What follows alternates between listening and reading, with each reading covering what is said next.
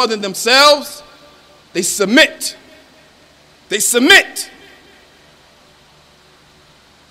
He said, secondly, the second sign of a person tasting the sweet taste of Iman, he said, sallallahu alayhi wa sallam, وَأَن تُحَبَّ الْمَرَّ لَا تُحِبُّهُ إِلَّا اللَّهُ. Allahu Akbar. The second condition for tasting Iman is that you love a person, is that he loves a person and he only loves him for the sake of Allah. Not because he drives a Benz, a BMW, not because he or she may be the richest one in the masjid, they have money, not because they own a restaurant and you can eat there for free, not because they own a barber shop and you can get your hair cut for free, not for that. Not because they got some business and you know you can always borrow money from them. Not because you know if I hang around, he'll give me something, she'll give me something. Not because of this. Only for the sake of Allah subhanahu wa ta'ala. That's why.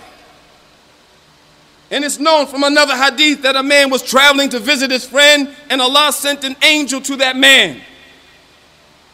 And Allah told the angel, ask him, why is he going to visit his friend? The angel asked, where are you going? He said, I'm going to visit my friend. He said, why? Does he have something for you? He said, no. Does he owe you something? No. Do you look to get something from him? He said, no. He said, why are you going? He said, because I love him for the sake of Allah. The angel said to him, know that Allah subhanahu wa ta'ala loves you. Look what happens when you love someone for the sake of Allah. Allah will love you. May Allah subhanahu wa ta'ala love us. Ameen. Lastly,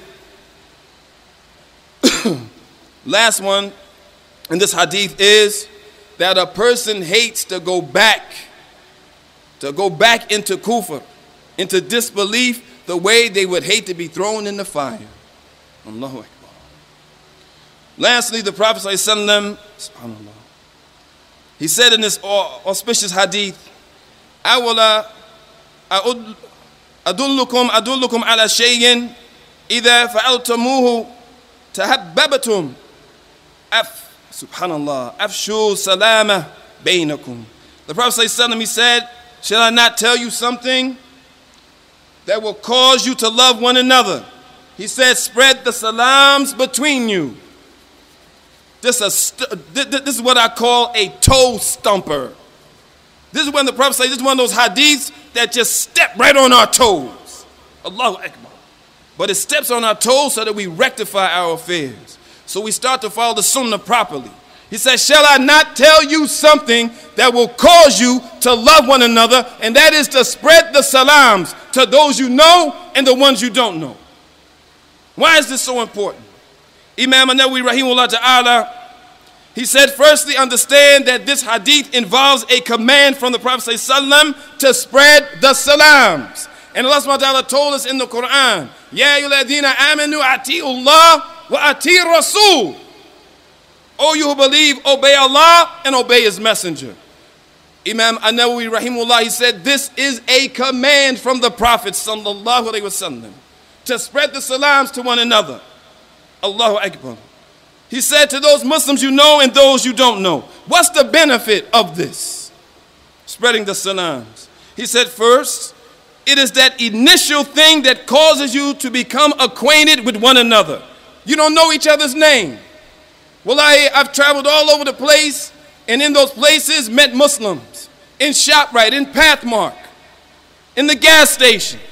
And when you see each other, you don't know each other's name, but the first thing you say is, Assalamu alaikum. And your hearts feel like they've been joined together. I don't even know this brother. Who is he? But as soon as we say, Assalamu alaikum, that initiates. Kaif hal, how are you? Masmuk, what's your name? It initiates. It brings us together automatically. Allahu Akbar. He said, the Sheikh said that the salams is the miftah. It is the key that promotes love. It's the key that promotes love. It causes us to love each other. Why? Because the Prophet ﷺ, he said, shall I not tell you something that will cause you to love one another? So when you say, Assalamu alaikum, that brother, or when it's the sisters with each other, when it's said, their hearts are connected. Love is grown. It flourishes between the two people. Allahu Akbar. He said it strengthens. It strengthens the relationship, and it causes one Muslim to honor the next. It causes one Muslim to honor the next. Look at what you're saying. First of all, you're making dua. Assalamu alaikum.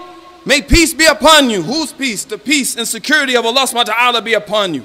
But instead of saying all of that, may the peace and the security of Allah and the protection of Allah be upon you. Assalamu alaikum.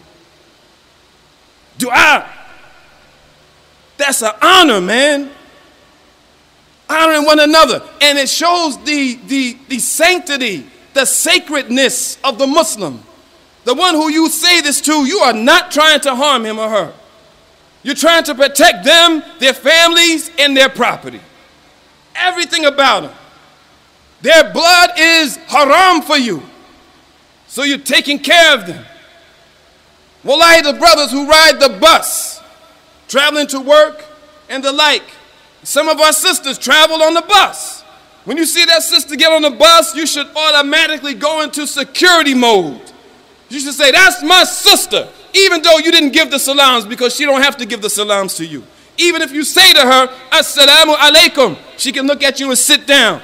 Don't become like you big daddy looking good.